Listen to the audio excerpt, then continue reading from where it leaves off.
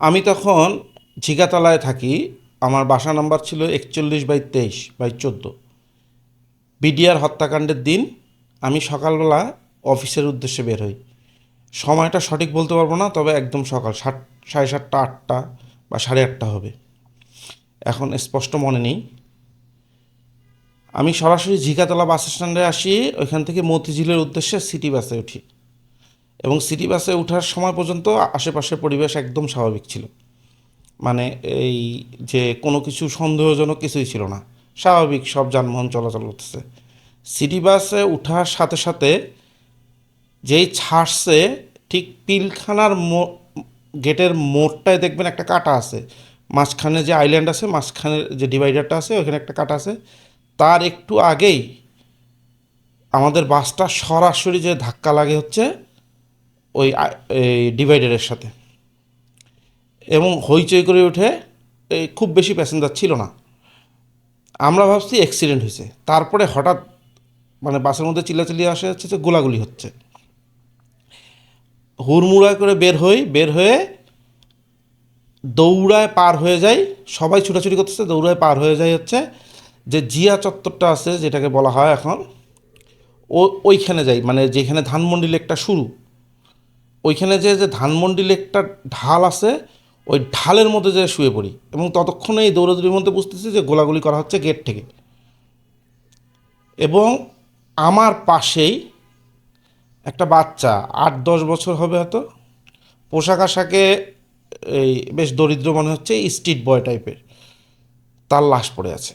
তার গুলিটা লাগছিল হচ্ছে মাথায়, ঠিক এদিক এদিক দিয়ে গেছে, এদিক দিয়ে বের হয়েছে হয়তো।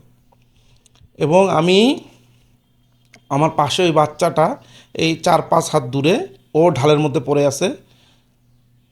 আমরা অনেকক্ষণ থাকি, আনুমানিক 3-4 ঘন্টার উপরে থাকি। এবং এর মধ্যে এখানে গোলাগুলি, চিৎকার, এর মধ্যে ফাঁকা হয়ে গেছে পুরোটা, মাথা তুলতে পারতেছি না ভয়ে, প্রচণ্ড ভয় হচ্ছে। কিন্তু বিডিআরের এখান থেকে যে গোলাগুলি হচ্ছে একটু বুঝতেছি। এবং আমরা দৌড়ে আসার সময় আমি ওই উপরে, লেকের উপরে যে রেস্তোরাঁটা আছে, ওইখানেও আমি অন্তপক্ষে 2জনকে পড়ে থাকতে দেখি। তারা মৃত নাকি জীবিত সেটা জানতাম না, কিন্তু পড়ে আছে। আর আশেপাশে আরও 3-4 জন এরকম শুয়ে আছে আমার সাথে দূরে, তারা কেউ গায়ে গুলি লাগেনি। তো ওইভাবেই শুয়ে থাকি। শুয়ে থেকে প্রায় যখন দুপুরে আজানও হয়ে গেছে, তারও পরে এক ওইখান থেকে আস্তে আস্তে আওয়াজটা শুনতে পারি যে এই মুন্নি সাহা আছে না, সাংবাদিক, উনি ওই গেটের কাছে আসছেন। এবং মাইকেও বলতেছে, মুন্নি শাহ আসছে, যে মুন্নি শাহ কী কী বলতেছে মাইকের সব শোনা যাচ্ছে। এবং আমি তখন মোটামুটি একটু মাথা তুলতেছি, তুলে আমি যতটুকু দেখলাম যে মুন্নি শাহ বেশ হয়তো সাহসী সাংবাদিক, বা মানে সেই সময় তো মিডিয়াকর্মী এত ছিল না, হয়তো উনি খুব অনেক সাহস দেখাচ্ছিলেন। তাকে আমি খুব স্বাচ্ছন্দ্যভাবেই কথাবার্তা বা সবার সাথে সব কিছু দেখছি, কথা বলতেছিল, যে যতটুক মনে পড়ে। তবে এটা ঠিক আমার ভুল দেখা হইতে পারে, কারণ আমি নিজেই তখনকার চরম আতঙ্কিত এবং ভয়ের মধ্যে আছি। আর সবচেয়ে বড় কথা, পাশে একটা বাচ্চার লাশ পড়ে আছে।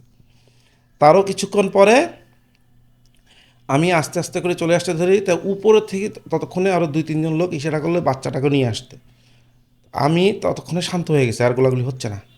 এবং মাইকেও বলতেছে ওগুলোকে নিয়ে যেতে, ওগুলো সরাই ফেলতে, আমাদেরকে চলে যেতে বলতেছে, এখান থেকে চলে যান, নাহলে গুলি করবো, চলে যান। মানে ওরা এই বিডিয়াখানার গেটটার উপরেও আবার দুই পাশে ওয়াচ টাওয়ারের মতন ব্যবস্থা আছে, ওইখান থেকে ওরা দেখতে পারতেছে। তারা আমাদেরকে বলতেছে চলে যেতে। তখন আমি চলে যেতে উঠতে হলে ওইখান থেকে মাইকিং থেকে আবার বলে বাচ্চাটাকে নিয়ে যেতে। এই বাচ্চাটাকে নিয়ে আমি ওই লেকের উপরে যে ওয়াকওয়েটা আছে, ছোট বাচ্চা, শুকনা পাতলা একদম, কোলে নিয়ে আমি হাঁটতে হাঁটতে ওই পিছন দিয়ে কোনো রকম যায়, আরও 2টা গলির পরে আবার যায় উপর, মানে 7 মসজিদ রোডের দিকে হেঁটে আসি গলি দিয়ে। তখন দেখি ওখানে জয়ী মামুন, সাংবাদিক জয়ী মামুন, তার সাথে একটা ক্যামেরা পার্সন নিয়ে দাঁড়ায় আছে, আর একটা লেগুনা। ওই লেগুনার ভিতরে একটা লাশ। আমি আবার ওর ভিতরে ঢুকাইতে বললো। আর এর মধ্যে কয়েকজন আর্মি কয়েকজন ছিলেন, সোলজার সম্ভবত ওনারা। ওনারা এই গলিগুলোতে বিভিন্ন গলির ভিতরে ঢুকেছিল। তারপরে হচ্ছে পুলিশ 2-1 জন সদস্য ছিল। তা ওরাও বলল, সব মিলে হয়তো 4-5 জনের বেশি না, একদম ফাঁকা তখনকার, দুপুরের পর পর। তারপরে আমি এই লাশটা ভিতরে ঢুকাই, এর মধ্যে আমার শরীরের মধ্যে এই বাচ্চাটা মানে রক্ত টক্ত লাগছে। তারপরে আমি রাস্তাটা পার হয়ে যে ওই পারে যাব, ওই পারে গেলে আরেকটা গলি দিয়ে আমি ভিতরে বাসা চলে যেতে পারবো জিগাতলায়। কিন্তু মানে তখনও ওই রাস্তা পার হতে দিচ্ছিল না। দুই পাশে যে আর্মিরা আসছে, আর আর্মিদেরকে দেখলেই ওই পাশ থেকে গোলাগুলি হচ্ছিল, বিডিআর ওই পাশ থেকে গোলাগুলি করতেছিল। তো এরকম করতে করতে আরও অনেকক্ষণ চলে যায়। তারপরে আমি কোনো রকম রাস্তাটা পার হই। রাস্তাটা পার হয়ে ওই দিক দিয়ে ভিতর দিয়ে গলি, জাপান গার্ডেন সিটির ভিতর দিয়ে একটা ছোট্ট চিপা গলি ছিল, ওই চিপা গলির ভিতর দিয়ে আমি বাসায় চলে যাই। বাসায় চলে যাই এবং এর মধ্যে ওই যে টিভিতে দেখাচ্ছে, তারপর এই বিভিন্ন ওই যে বাসায় যে ল্যাপটপে অনলাইনে নিউজগুলো দেখতেছি, তখন ইন্টারনেট অতটা ফাস্ট না, তবু যতটুকু দেখতেছি যে এর মধ্যে পুরা বিশ্বের ব্রেকিং নিউজ হচ্ছে এটা, বাংলাদেশের মিডিয়া সহ মনে আছে আমার স্পষ্ট। সিএনএনও তখনকার এইটা লাইভ স্ক্রল যাচ্ছিল বাংলাদেশের এই ঘটনার, টিভিতে দেখতেছি ডিশে। তাই এমনি আমাদের ওই ভিতরে জিগাতলার ওইখানে চরম উত্তেজিত, সবাই রোডে নামিয়ে আসছে। আর আমার মানে ঠিক মতো মাথা কাজ করতেছিল না, বিশেষ করে বাচ্চাটার জন্য। ওইভাবেই চলে যায়। তারপরে একদিন পরে আমি ওই আবার সকালে আসি, বার হই, এবং এর মধ্যে অনেক কিছুই শুনতেছি, বিভিন্ন বিষয়, সেটা সবাই জানেন। অনেক কিছুই হচ্ছে, অনেক কিছু হবে, এই অপারেশন চলবে, অপারেশন চলবে না, এই বিষয়গুলো হচ্ছে, আর্মি ভিতরে ঢুকবে ঢুকবে না, এগুলো সারাদিন হচ্ছে, টিভিতে শুনতেছি। তারপরে একদিন পরে সকালবেলা ভোরে, তখন আজানের পরপর একটু আলো ফুটছে, আমি আবার হাঁটতে হাঁটতে বার হই, কারণ আমার মানসিক অবস্থা খুবই বিধ্বস্ত ছিল বাচ্চাটার জন্য। এবং আমি দেখি ওইখানে সকালে ওই বিটিআরের ভিতরে যেসব আর্মি পার্সনের আত্মীয় স্বজন ছিল, তাদের সাথে ছোট বাচ্চা, কোলের বাচ্চাও ছিল, তারপরে 8-10 বছরের অনেক ছেলে মেয়ে ছিল, এবং কয়েকজন মহিলা ছিল, ওরা বের হয়েছে। আমি এতটুকু বুঝতে পারছি যে এখানে যে 8-10 বছরের বাচ্চারাও ছিল, তাদের সাথেও ভয়ঙ্কর কিছু হয়েছে। তাদের শরীরেও আমি বুঝতে পারছিলাম, তাদের মানে বডি ল্যাঙ্গুয়েজে ওরা এসে দাঁড়ায় আছে, মানে অল্প কিছু লোক ভোরবেলা। এবং আমি আশ্চর্য হয়ে, আমার এখনও স্পষ্ট মনে পড়ে যে এরা যে বের হচ্ছে, আগের দিনই বলছে যে কালকে সকালে ছাড়বে ভোরে এই আত্মীয় স্বজনগুলোকে, পরিবারগুলোকে। তেমন কিন্তু আইন শৃঙ্খলা বাহিনী ওই জায়গাটা স্কট দিয়ে ঘোরা, মানে বা এরা যে এরকম একটা বিভীষিকার মধ্যে ছিল, এদেরকে যে রিসিভ করতে আসবে, এরকম কিছু কিন্তু আমি দেখিনি। মনে হচ্ছে যে জাস্ট কোথা থেকে আসছে কিছু, ওরা গেটের কাছে আসে অসহায়ের মতন দাঁড়ায় আছে। আর অল্প কয়েকটা গাড়ি, কিছু আর্মি, এও না ঠিক, পুলিশ সদস্য এখানে ছিল, আর সিভিলে কিছু লোক ছিল, কিন্তু সরাসরি আর্মি ছিল না এই গেটের সামনে। আর এই ওরা দাঁড়ায় আছে, আর ওদেরকে নিতে গাড়ি আসতেছে, এমনকি ওদেরকে নিতে যে গাড়ি আসছে, গাড়ি আসতেও দেরি করতেছিল। মানে এতটা, মানে ওদেরকে মনে হচ্ছিলো যে ওদেরকে আসলে দেখার কেউ নেই। মানে এদের উপর দিয়ে এত বড় স্টিম রোলার গেছে, এত বড় বিধ্বস্ত রাত কাটাইছে, এদের প্রতি আমি কাউকে ওরকম আন্তরিকতা দেখিনি এই পরিবারগুলোর প্রতি। আমি এটা একটু গ্যারান্টি দিয়ে বলতে পারি, ওইখানে ওই সময় যারা উপস্থিত ছিল তারা অবশ্যই সত্য কথা বললে এই কথাটা বলবে। এই সব কিছু মিলায় আমার কাছে প্রচণ্ড খামখেয়ালিপনা মনে হয়েছে তৎকালীন প্রশাসন, রাষ্ট্রের, যে এই পরিবারগুলোর প্রতি কেমন একটা সবার খামখেয়ালি আচরণ।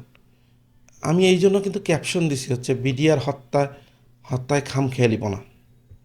আমি জানি না এটার সাথে কে জড়িত ছিল, কে কি, এত কিছু আমার জানা সম্ভব না একজন সাধারণ নাগরিক হিসাবে, কিন্তু আমি অসম্ভব খামখেয়ালিপনা দেখছি। এই পরিবারগুলোর কথা মনে পড়লে আমার এখনও বুকে কাঁপে। মানে কি অসহায় এরা, এদেরকে রিসিভ করতেও তেমন আহামরি কোনো ব্যবস্থা নাই সরকারের পক্ষ থেকে। সকালে এসে বার হয়ে দাঁড়ায় আছে, গাড়ি আসতে দেরি করতেছে, ওদেরকে মাইক্রো নিতে আসছিল গাড়ি। একটা ভিডিও দেখেন। আমরা এখন দাঁড়িয়ে আছি বিডিআর সদর দপ্তরের ভেতরে অফিসার্স মেসের একটি কক্ষে। এই রুমটি ইতিমধ্যে তছনছ করা হয়েছে। আপনারা দেখতে পাচ্ছেন যে ছড়িয়ে ছিটিয়ে আছে কাপড় চোপড়, আলমারি খোলা, সবকিছু ছিন্ন ভিন্ন ছড়িয়ে ছিটিয়ে আছে। এবং আমরা এখানে একটি ইউনিফর্ম দেখতে পাচ্ছি। ইউনিফর্মের নাম লেখা আছে রিয়াজ, এবং এখানে যে র্যাঙ্কটি রয়েছে তাতে মনে হচ্ছে তিনি মেজর পদমর্যাদার কোনো কর্মকর্তা। কর্মকর্তা যিনি এখানে এখানে কর্মরত ছিলেন। তো আসলে এই রিয়াদ সাহেবের কি পরিণতি হয়েছে আমরা এখনো জানি না। আমরা দেখে বুঝতে পারছি, কারণ আপনারা দেখছেন যে এখানে বেশ কিছু জুয়েলারি বক্স আছে, কিন্তু জুয়েলারি বক্স একটি জুয়েলারি আমরা পাচ্ছি, কিন্তু বাকিগুলো সব নিয়ে যাওয়া হয়েছে। তবে যেগুলো ঠিক গোল্ড নয় সেই জিনিসগুলো কিন্তু এখানে ফেলে যাওয়া হয়েছে, অর্থাৎ বর্জ্য এবং অন্যান্য অন্যান্য জিনিসপত্র।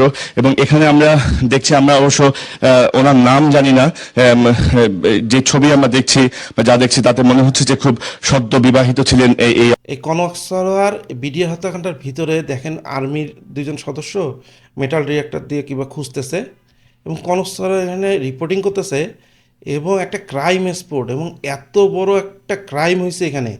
সেই ক্রাইম স্পটে একজন সাংবাদিক সে জিনিসপত্র খালি হাতে ধরাধরি করতেছে, আর এদিকে আমরা শুনতেছি যে সরকার বলতেছে কি বিদেশ থেকে এফবিআই নিয়ে আসবে, কি ফরেনসিক টেস্ট করবে, কি তদন্ত করবে, এগুলো মিডিয়া দেখতেছি। কিন্তু এই ভিডিওটা দেখছেন যে এইখানে মানে একজন সাংবাদিক খালি হাতে জিনিসপত্র ধরতেছে। মানে সরকারের দায়িত্বশীল ব্যক্তিরা মানে কেমন খামখেয়ালিপনা, মানে বিষয়টা প্রতি আমি জানি না কে জড়িত, এটা অসম্ভব আমার পক্ষে জানা। তবে আমি এতটুকু এক্সপিরিয়েন্স থেকে বলি যে সকলের যে খামখেয়ালিপনাটা আমি নিজের চোখে দেখছি, তাতে এফবিআই কেন, কেন স্কটল্যান্ড ইয়ার্ড, কেন ফাইভ আই অথবা মোসাদ, পৃথিবীর যত গোয়েন্দা সংস্থা সবাইকে নিয়ে এসেও যদি এটাকে গোয়েন্দার কাজ মানে তদন্ত করা হয়তো, আমার মনে হয় প্রকৃত দোষী বের করা সম্ভব ছিল না, শুধুমাত্র এই খামখেয়ালিপনার কারণে। এখানে এমন সাধারণ মানুষদেরকে ঢুকতে দেওয়া হয়েছে, সাংবাদিকদেরকে ঢুকতে দেওয়া হয়েছে, এবং তারা ক্রাইম স্পটে গিয়ে হাত টাত দিচ্ছে সবখানে, তাদের ফিঙ্গারপ্রিন্ট পড়তেছে, এবং সকল আইন প্রয়োগকারী সংস্থাকে আমি নিজের চোখে দেখছি অসম্ভব খামখেয়ালিপনা। আমি এই জন্য কিন্তু এই যে তদন্ত কমিশনে যে মানে সাক্ষীর জন্য ডাকছিল এগুলোতে আমি আগ্রহ পাইনি। কারণ হচ্ছে কেন, আমার কাছে মনে হয়েছে এখন এই মুহূর্তে যে যতই আন্তরিকতা দেখাক, যত শক্তি প্রয়োগ করুক রাষ্ট্র বা বিদেশি গোয়েন্দা সংস্থা দিয়ে, এইটার আসলে মূল যারা কালপিট তাদেরকে বের করা সম্ভব না। কারণ ওই সময়ে সকল পক্ষের খামখেয়ালিপনায় সকল ধরনের আলামত নষ্ট হয়ে গেছে। আমার ব্যক্তিগত এটা অভিমত।